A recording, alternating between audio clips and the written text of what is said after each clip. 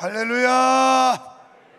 한 사람씩 내 집을 아니오는 없고, 이 맑은 날, 좋은 날씨, 좋은 날, 이 자리에 오신 여러분에게 하나님의 은혜와 축복이 함께 하실 줄 믿습니다.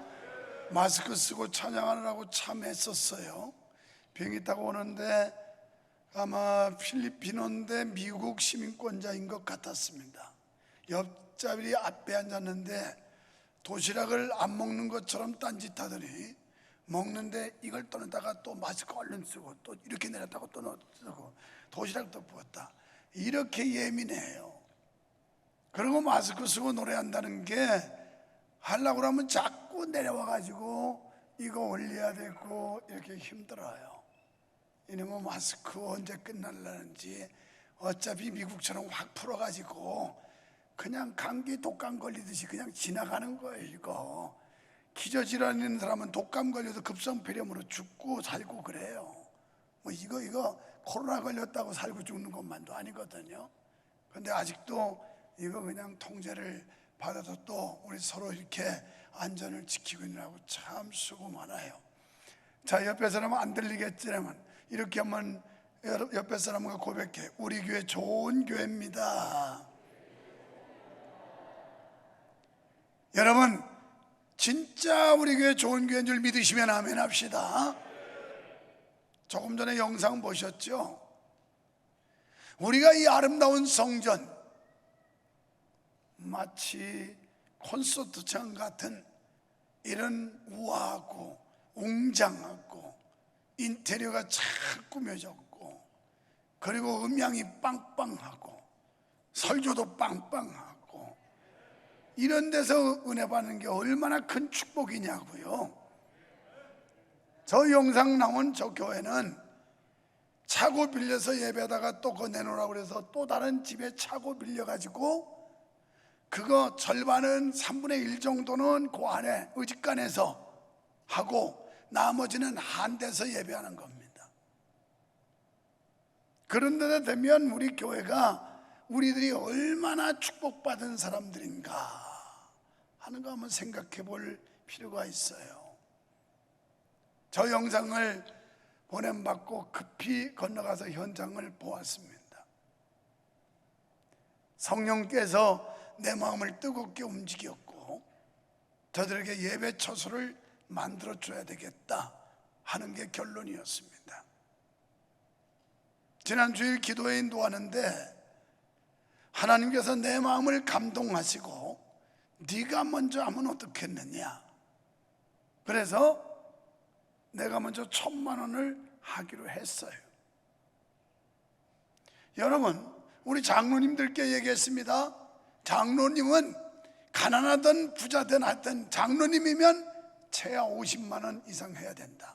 여기 있는 사람은 한 100만 원, 1,000만 원 해도 좋고, 정 어려워도 적어도 50만 원은 참여해라. 그랬더니 예배 마치고 갔더니 어느 권사님이 그 소리를 듣고, 목사님 저도 50만 원 하겠습니다. 더 했으면 좋겠지만 형편이 그러네요. 또 어느 권사님이 그 다음날 아침에 일어나 봤더니만 어제 아침에 문자가 왔어요. 교회 우리 은행 계좌로 넣으면 되나요? 그래서 예, 해외교회 건축으로 이렇게 표기를 해서 넣으세요. 어제 대만 선교사님 식사 대접하라고 몇몇 분들 같이 동석을 했는데 그 얘기를 했더니만 제 아내가 여보 금액도 거기 써있더만. 그래서 그래? 나 못 봤는데. 근데 그 앞에 있는 건 안 본 거예요. 그래서 다시 열어봤더니 저도 200만 원 헌금을 하겠습니다. 이렇게 지금 운동이 벌어져요. 여러분은 형편은 다 차이가 있을 수 있어요. 어떤 분은 좀 여유가 있는 분도 있고 어떤 분은 극히 어려운 분도 있어요. 그러나 이런 일에 참여하는 게, 자기 형편대로 최선을 다해서 동참하는 게 은혜인 줄 믿습니다. 나는 지금까지 살면서 성령이 내 마음에 뜨겁게 감동하면 한 번도 거역하거나 불순종한 적이 없어요. 나 같은 목사를 변변치 못하는데 하나님이 이만큼 엄청난 축복을 주신 건 그 하나 매력 보고 하나님이 복 주는 거예요. 아, 너 그래도 다른 사람과 달리 순수한 면이 있구나. 그거 내가 하나 보고 써주마. 그래서 내가 지금까지 엄청난 복을 받고 사는 거예요. 여러분, 성령의 감동 따라 사시기를 축원합니다. 그래서 우리가 절약하고 긴축하고 이래서 이들에게 예배 처소 잘 만들어줘서 이 사람들이 한 150명 정도, 우리 교회 지금 세계 도처에 이 교회 개척 건축 운동을 벌여가지고 아프리카, 멕시코의 2교회, 지금 또 한 교회 땅 구입하라고 그래서 계약금 보냈어요. 한참 보냈는데 지금 이게 흥정이 안 돼서 아직 연락이 안 오는 거예요. 그리고 뭐 동남아에는 아주 여러 교회, 그리고 특히 필리핀에는 굉장히 많은 수십 개 교회를 보냈습니다. 세웠습니다.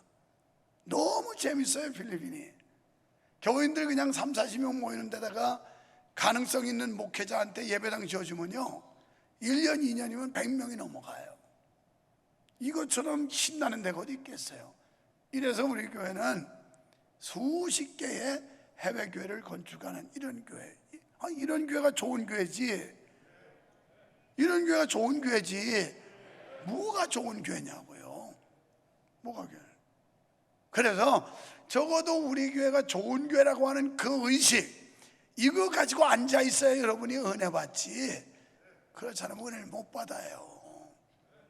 지난번에 갔다 오다가 김경환 권사님네 기념교회 세운 컨셉션 교회라고 하는 데 갔더니 벌써 자기들이 거기다가 에어컨 놓고 옆에 또 한 건물을 추가로 증축하고, 그러면서 우리가 방문한다니까 교회 리더들이 음식을 차려놓고 간식 차려놓고 얼마나 기대를 가지고 모여서 그들의 모습을 보고 동행했던 총회 목사님들이 큰 감동을 받은 거예요. 아, 정말 귀한 일하고 있다고, 보람 있는 일하고 있다. 영혼 구원하고 구원받은 백성들이 예배하는 예배당 세우는 일보다 더 중요한 게 어디 있겠어요. 나는 이게 사명이에요. 우리 교회는. 그래서 다른 일보다 가능성 있는 목회자 발굴하고 그 교회 지원해가지고 교회 부실하게 하고 그랬던 교회들이 지금 붕대서 그 사람들이 목회자 사례비 다 감당하고 건축한 뒤에는 추가 지원이 없습니다. 우리 교회. 그래도 다 자립을 해요. 심지어는요 목사님들 승용차를 다 샀어요. 그런 교회가 지금 4교회가 나왔어요. 모닝 싼 거죠. 제일 싼 거. 그런데 엄청 비싸거든요. 만약 우리 교회에서 우리 한국에서 1,000만 원이다. 필리핀은 관세가 100% 2,000만 원이에요. 이거 쉬운 게 아니에요. 여러분, 우리 한국에서 2억 낸 것보다 더 큰 일을 하는 거예요, 이 사람들이. 그걸 그들이 현지인들이 한다고요. 여러분, 관심 가지세요. 그리고 한번 기도해 보세요. 그리고 참여하세요. 이 아름다운 이들의 예배 처소 만드는 일, 이보다 귀한 일이 어디 있겠어요. 금요일 날 4,000원도 안 되는 그런 필리핀 밥만 계속 몇 끼니 먹은 걸 내가 찍어서 보여줬어요. 일부러. 아니 돈 없어서 그런 거 아닙니다. 괜히 여러분이 나를 또 불쌍히 보지 말고 교회가 다 저 대우해줘요. 그런데 일부러 한번 서민 스타일에, 그리고 젊은이들이 양껏 먹는 이런 음식 좀 먹어보자 해서 여러 끼로 저녁마다 3일을 먹어봤어요. 3일을. 좋던데요. 과식 안 하니까 똥배 안 나오고. 아, 좋더라고요. 저는 지금까지 제가 신조가, 우리 어머니가 어릴 때부터 뭘 주입시켰냐면, 야, 옛 속담에 개같이 벌어서 정승같이 쓰라는 말이 있다. 직업에 귀천 구하지 말고 돈 벌어서 멋지게 살아라, 이 의식에. 그게 개같이 벌어서 정성같이 써라. 우리 교회가 절약하지만 이렇게 멋지게 쓰임받는 교회인 줄 믿습니다. 먼저 이랜드 그룹의 박성수 회장에 대한 이야기를 하고 설교에 들어가겠어요. 이 회사는 이렇게 출발했습니다. 박 회장에게는 하나밖에 없는 여동생이 있었답니다. 그런데 부모님이 불신자와 결혼을 시키려고 했습니다. 그는 결사적으로 반대했습니다. 하지만 그 결혼은 억지로 강행되었습니다. 그는 결혼식당에도 가지 않았습니다. 부모는 화가 나서 괘씸하다며 500만 원 주어서 내쫓아 버렸습니다. 그는 신촌 로타리 앞에 2평짜리 가게를 얻어 옷장사를 시작했습니다. 개업 예배 드릴 때 철저하게 하나님 중심으로 가게를 운영하기로 서약을 하였습니다. 그리고 하나님께 기도하였습니다. 나는 하나님만 의지합니다. 하나님, 날 도와주셔서 이 사업을 축복하여 주소서. 이익을 선교에 사용하겠나이다. 500만 원으로 시작된 이 사업이 10년 후에 1000억이 되게 하여 주소서. 그리고 철저하게 하나님 중심으로 사업을 했답니다. 기도로 시작했고 기도로 끝냈습니다. 이렇게 사업하는 그를 하나님이 축복하셨습니다. 하나님께서는 그에게 개업 예배 때의 기도에 응답을 주셨습니다. 10년 후인 1989년에 정확히 1000억이 되었답니다. 90년도에는 3800억이 되었고 91년도에는 7000억이 되었습니다. 지금은 엄청난 기업으로 발전했습니다만은, 이렇게 주님께 붙어 있어서 하나님 중심으로 주의 말씀대로 살려고 하는 사람들을 하나님께서는 붙들어 주시고 축복하신다는 사실을 믿어주시기 바랍니다. 나는 이런 사연을 보면서 그가 믿는 하나님과 오늘 내가 믿는 하나님이 다른 하나님일까요?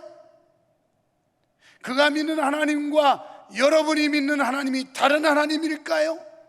똑같은 하나님입니다. 문제는 우리에게 문제가 있는 겁니다. 하나님은 한 분, 동일하신 하나님인데 오늘 우리들이 문제라는 거예요. 믿음의 그릇이 작고 의심으로 일삼고 하나님의 감동과 인도하심에 거역하는 불순종으로 인하여 얻지 못한다는 겁니다. 여러분, 오늘 예레미야 25장, 이것은 예레미야가 12편의 설교 중에서 12번째 설교에 해당합니다. 그는 줄곧 어떤 말씀이 나오냐, 오늘 하나님의 말씀이 예레미야에게 임하여 이렇게 나와요. 그러니까 예레미야는 하나님께로부터 말씀을 받아서 선포했다, 이렇게 선언하고 있어요. 그러니까 예레미야가 하는 그 설교는 예레미야의 말이 아니라 하나님의 말씀이었다는 거예요. 여러분, 여러분이 여기 앉아서 설교 들을 때도 유 목사의 말로 듣기 때문에 은혜를 못 받아요. 우리 목사님의 입술을 통하여 하나님이 나에게 주시는 하나님의 음성이라고 믿어질 때 은혜 받게 될 줄 믿습니다. 결국 유다는 바벨론 침공을 받게 될 것이고 멸망하게 될 것이며 70년 동안 바벨론에 포로 생활을 하게 될 것이라고 선포합니다. 우리는 본문에서 성도가 경계해야 할 죄에 대해서 교훈을 얻게 됩니다. 첫째는 불순종입니다. 우리가 아멘 아멘 하고 하나님 앞에 말씀대로 살겠다고 하지만 정작 순종하지 않아요. 저는 지금까지 50년이 넘게 신앙생활하면서 한 가지 특징이 있다면, 성령이 내 마음에 감동할 때 나는 여지없이 순종한다는 거예요. 제가 돌아오는 날 아침에 제 아내에게 물었습니다. 여보, 통장에 돈이 얼마나 있나? 그랬더니 글쎄, 그래서 글쎄만 나오면 난 괴로워요. 그럼 통장 확인해야 돼요. 도대체 어디다 썼는지 감사가 들어가야 돼요. 그래서 왜 망설이는 거예요? 왜? 얼마나 있는 거야? 나는 그래도 몇 천만 원 있을 줄 알았어요.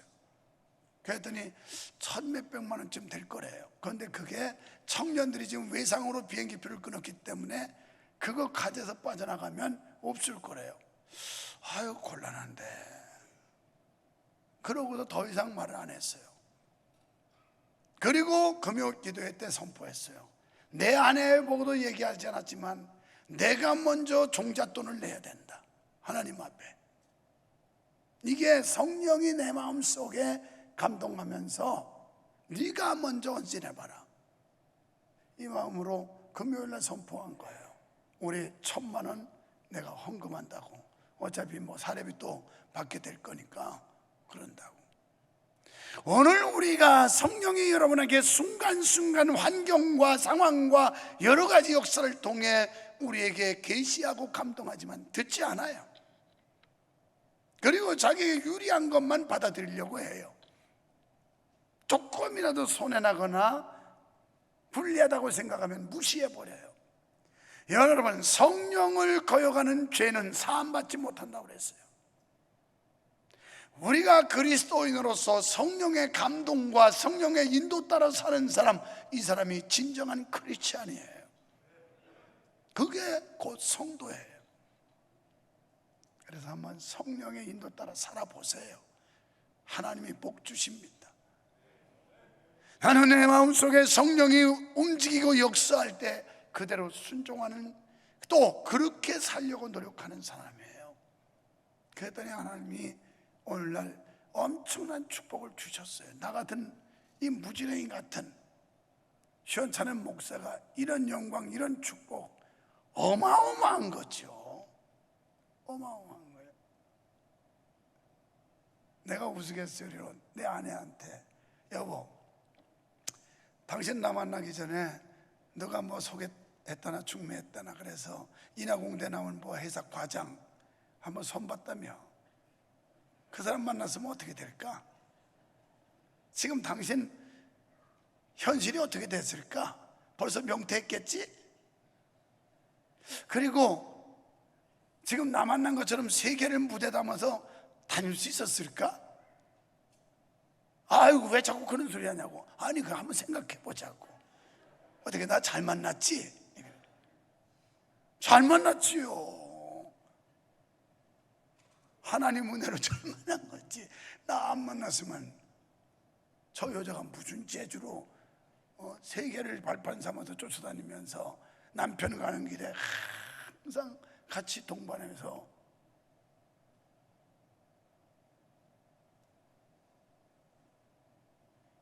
이게 하나님의 은혜예요. 나 같은 존재가 하나님 만나서 하나님의 은혜로 이 영광, 이 축복 받는 거지, 예수 안 믿었으면 뭐 별로 수 있었겠어요? 그냥 뭐 밥 벌어먹고 살았겠죠. 여러분, 순종하시기 바랍니다. 불순종을 경계해야 돼요. 마귀가 자꾸 순종 못하게 해요. 유다 백성들은 셀 수 없이 수많은 선지자들을 보내서 그들에게 하나님이 말씀하셨어요. 돌아서라, 돌아서라, 돌아서라. 아니, 예레미야가 3절에서 뭐라고 말합니까? 내가 너희에게 23년 동안이나 계속해서 하나님의 뜻을 전했다. 그들이 듣지 못해서가 아니에요. 수없이 들었는데 말 듣지 않았어요. 어쩌면 우리가 상투적으로 주일날만 되면, 예배 때만 되면 수없이 말씀을 듣지만 한 귀로 듣고 흘려버리지 않을까요? 아니면 골라 먹거나 자기 비유에 맞는 거 받고 비유에 거슬리면 거부하고 이러고 있지는 않을까요? 예레미야 선지자 말고도 수많은 하나님의 종들을 보내서 회개를 촉구했습니다. 그럼에도 불구하고 교만한 백성들은 하나님의 경고를 무시하고 불순종하였습니다. 그들은 하나님이 가장 싫어하시는 우상 숭배를 했어요. 6절에서 보면, 여러분, 하나님 가장 싫어하는 게 우상 숭배예요. 우상은 뭘까요? 하나님보다 더 위에 놓고 사랑하는 것들 다 우상이에요. 건강 중요하죠. 그러나 건강이 하나님보다 더 위에 있으면 그것도 우상이에요. 돈 중요하지요. 그러나 돈이 하나님보다 더 위에 있으면 그것도 우상이에요. 명예 권력 필요하지요. 그러나 그것이 하나님보다 더 위에 있으면 우상이에요. 세상에 우리가 즐기는 거 필요하지요. 그러나 그것이 하나님보다 더 위에 있으면 그것도 우상이에요. 우리는 이런 우상들을 가지고 있으면서도 착각에 빠져 있어요. 내가 예수 잘 믿는 척하거나 잘 믿는 줄로 착각하고 있어요. 이 게으름, 이것도 우상일 수 있어요. 여러분, 우리가 왜 예배 생활 제대로 못할까요? 왜 봉사와 헌신을 못할까요? 게으름 때문이에요.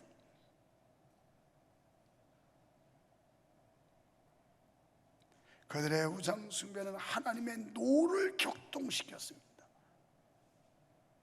우상 숭배는 하나님이 싫어하시는데, 그렇다면 유다 백성들의 불순종의 원인이 무엇일까요? 하나님의 경고를 전하는 선지자가 부족해서일까요? 아니면 선지자들이 게으름을 피워서일까요? 그렇지 않습니다. 예레미야의 말대로 선지자들은 하나님의 소명을 받고 부지런히 회개의 메시지를 전했습니다. 그리고 유다에 대한 심판이 결정된 이후에도 거듭거듭 계속해서 회개를 촉구하는 메시지를 전하고 있습니다. 하지만 유다 백성들은 하나님을 점점 멀리하고 죄의 구렁텅이에 점점 더 깊이 빠져들어갔습니다. 여러분, 유다 백성들이 심판을 받게 된 것은 선지자가 없어서도, 선지자들이 게을러서도 아니었습니다. 유다 백성들 스스로 불순종의 길을 걸었기 때문이었습니다. 하지만 그래도 하나님께서는 포기하지 아니하시고 계속해서 선지자들을 보내셨어요. 그리고 당신의 백성들이 돌아오기를 기다리셨습니다. 여러분, 이처럼 하나님의 심판은 단번에 이루어지지 않는다는 사실을 알 수 있습니다. 그래서 당신의 종들을 보내고 또 보내고 보내고 또 보내고 하나님께서는 지체하신다라는 거예요. 그 이유는 행여라도 억울하게 심판받는 자들이 생기지 않게 하기 위해서라는 겁니다. 그리고 할 수만 있으면 한 사람이라도 더 회개하여 당신의 준엄한 심판을 피하게 하시기 위함인 줄 믿습니다. 때문에 하나님의 심판을 받는 자는 하나님을 원망할 수 없어요. 하나님께서는 오랜 시간 기다리면서 계속 돌아오기를 촉구하시기 때문에 못 들어서, 또는 하나님께서 급작스럽게 해서 이렇게 원망할 수가 없다라는 거예요.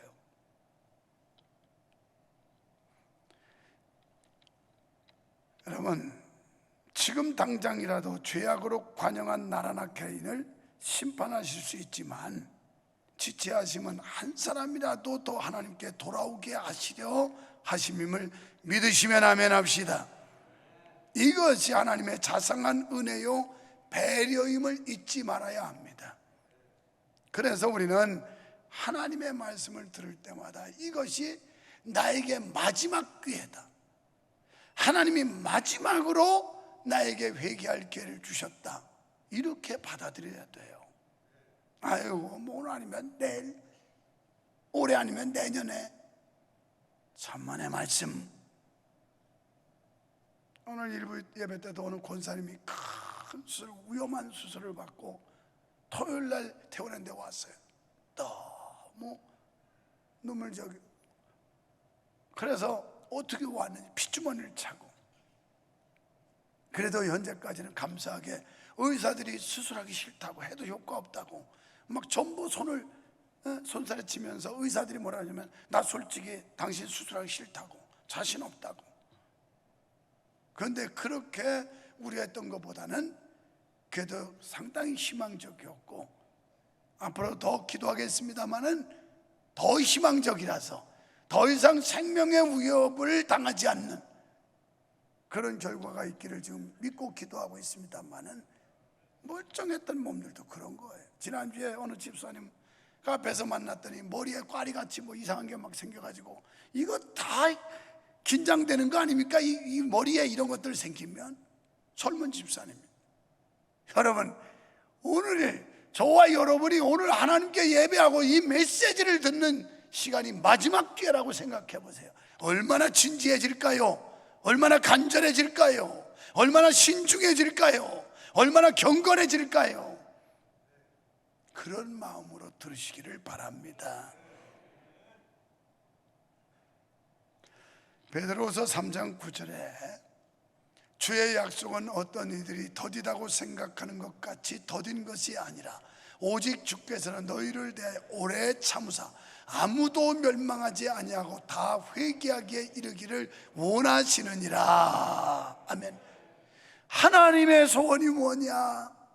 이 악한 자들도 제발 아무도 멸망하지 않고 회개하고 돌아와서 구원받기를 원하시는 게 하나님의 마음이라는 거예요.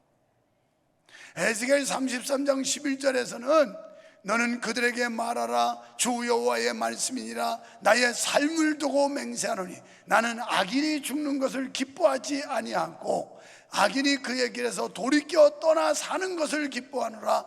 이스라엘 족속아 돌이키고 돌이키라. 너희 악한 길에서 떠나라. 어찌 죽고자 하느냐 하셨다 하라.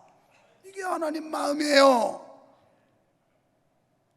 악인들조차도 죽는 거 멸망하는 거 하나님은 기뻐하지 않는다는 거예요.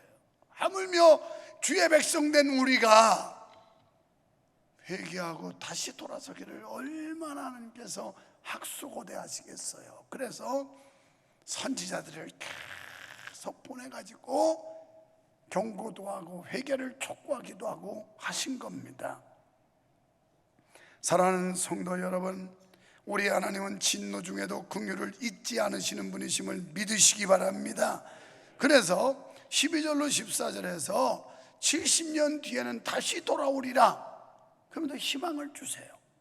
너희가 포로 잡혀가지만 70년 후에는 다시 돌아온다. 왜 그랬을까요? 하나님께서는 유다 백성들이 회개하지 않고 범죄의 늪에 빠져들고 있지만 다시 돌아올 것이라는 사실을 분명히 아셨습니다. 그래서 징계를 받더라도 낙담하지 않고 끝끝내 인내하면서 소망을 갖도록 하셨습니다. 그렇습니다. 하나님께서는 당신의 백성을 꾸짖고 채찍질하시지만 멸망에 이르기를 원치 않으신다는 사실을 믿습니다. 바로 여기 하나님의 사랑과 자비가 있는 거예요. 여러분, 행여 여러분 가운데 하나님의 징계 가운데 있다면 바로 이런 주님의 사랑과 자비를 잊지 마시기를 바랍니다. 그래서 회개하는 심정으로 다시 하나님 앞으로 돌아오는 겸손한 자가 되십시오.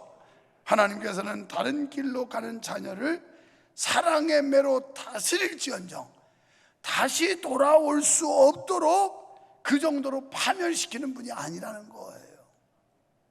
이게 하나님의 사랑과 자비예요. 완전히 진면에서 끝장내는 게 아니라 일시적으로 고통과 고난을 통해서 자기의 죄를 깨닫고 본연의 자세, 자기의 본분을 찾아서 돌아오기를 기다리시는 하나님인 줄 믿습니다. 두 번째 경계학은 교만이에요. 바벨론은 하나님의 백성을 징계하고 깨닫고 돌아오게 하기 위해서 하나님이 한시적으로 사용하시는 도구에 불과했어요. 그런데 이 바벨론이 그때 초강대국이었는데 기고만장해요. 그러면서 신상을 만들어 놓고 우상 숭배를 하고 하나님을 대적하고 이런 못된 짓 하죠. 그런데 이렇게 강한 나라가 영원히 갈 줄 알았지만 바벨론 포로 70년 만에 돌아오듯이 70년 존재하고 그 나라가 망해요. 누구에 의해서? 메대와 바사라고 하는 나라에 의해서 결국 바벨론도 멸망당합니다. 이건 역사적 사건이고 하나님의 말씀입니다. 그냥 가설이 아니라 실제적으로 일어났다. 하나님의 예언대로 실제 역사 속에 일어난 일이에요.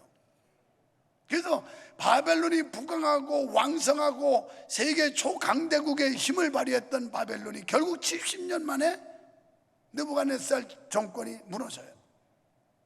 그리고 메데파사라고 하는 다리오 왕이 등극하면서 결국 이 나라는 멸망하고 맙니다. 이 땅에 영원한 게 없다는 거예요.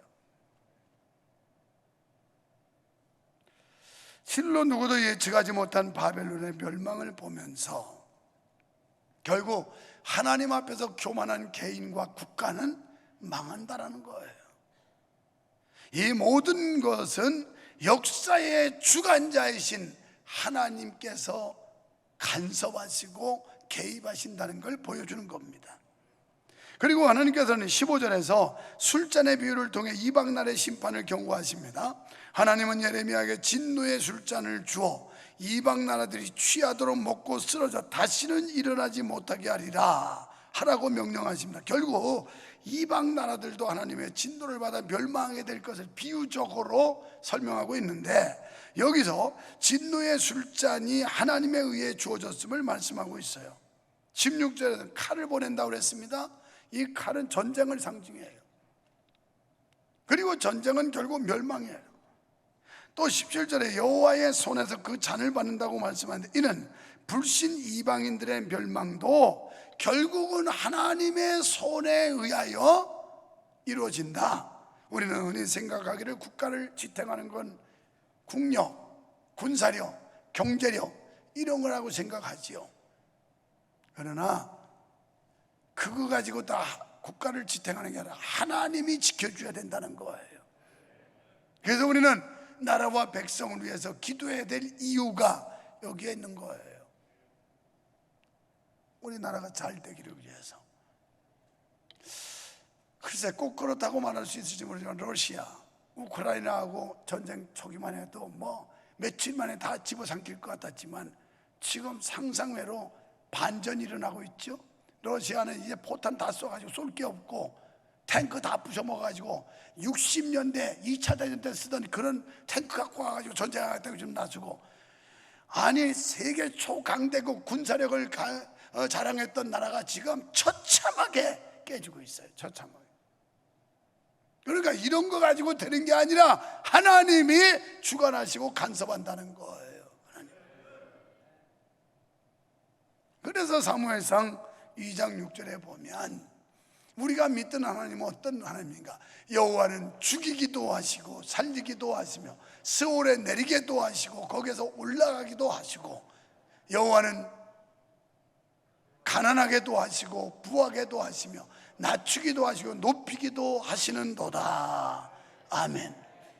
우리가 믿는 하나님은 아까 그 이랜드 그룹 회장 이야기를 한 것처럼 그런 밑바닥에서도 높이기도 하나님, 없는 것 가운데 있게도 하는 하나님, 있던 것도 확 날려서 없애기도 하는 하나님, 이게 하나님의 절대 주권이라는 거예요. 믿습니까? 우리는 하나님의 절대 주권을 인정해야 합니다. 그게 바른 믿음이에요. 내 멋대로 내 맘대로가 아니라 하나님의 뜻대로 하나님의 말씀과 명령 따라 주의 뜻이면 아멘 하고 따라가는 게 겸손이에요. 교만의 반대말은 겸손입니다. 겸손. 옆에 사람은 겸손합시다. 이게 말로만 해서 되는 게 아니에요. 은혜 받아야 돼요. 그래서 진노의 잔으로 심판하신다는 말씀 가운데 주는 교훈은, 인간은요 취하면 이성과 본성을 잃어버려요. 그죠? 술 취한 사람 판단이 흐려져요. 또 비틀거려요. 오늘 여러분 그리스도인으로서 세상 것들로 취해 있으면 판단이 흐려져요. 아무리 성령님이 역사해도 분간을 못해요. 그런데다가 자기 중심이 잃어져요. 목사로서 중심이 있어야 되고 장로, 권사, 집사, 성도로 중심이 있어야 되는데 이 중심이 흐트러지는 거예요.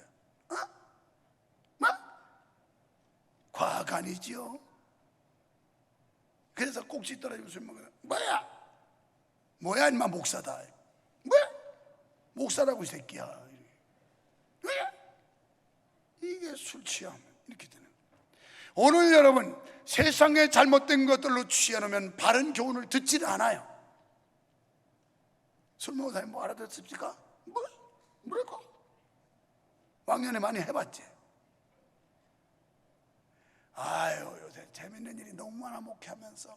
어제도 대만 선교사님 대접하느라고 저녁에 몇 분들이 같이 식사했는데 그 집사님 회사도 잘하고 있어요. 예수 믿고.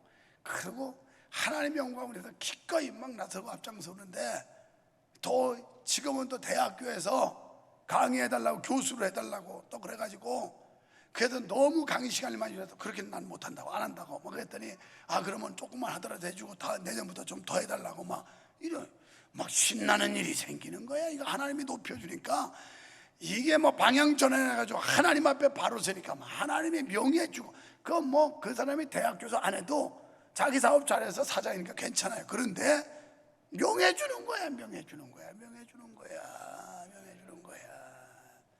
이런 멋쟁이 하나님 믿어보세요. 시집겁전은 하나님 믿으니까 자기도 시집겁전했지요.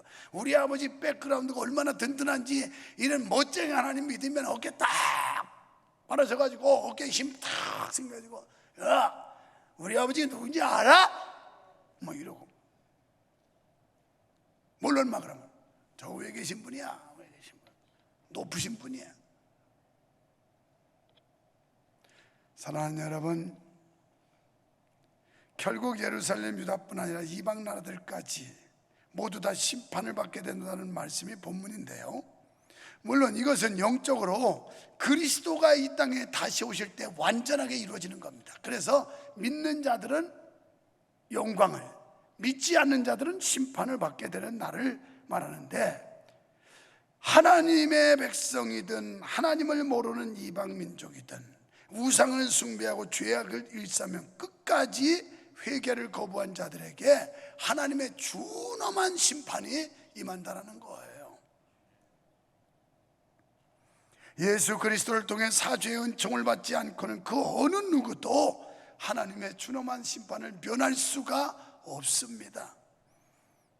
본장에서 하나님의 심판에 대해서 27절, 29절, 30절에서 거듭 말씀하고 계시고요, 그러면서 32절부터 38절은 그 주님의 심판 때 얼마나 비참하고 처참한지 그 상황을 거기다가 기록해 놓고 있어요. 그렇습니다. 하나님께서는 모든 사람이 회개하도록 끊임없이 부르시는 줄 믿습니다. 그러나 일단 회개할 기간이 끝나면 그때는 가차없이 주의 심판이 임한다는 사실입니다. 이렇게 준엄한 심판이 시작되기 전에 다시 한번 우리 자신을 돌아봅시다. 그리고 잘못된 것을 주님 앞에서 회개합시다. 그리고 주님의 품에 다시 덥석 안기는 지혜로운 성도가 됩시다. 우리도 진노의 잔을 받기 전 하나님의 권고를 받아들여야 됩니다.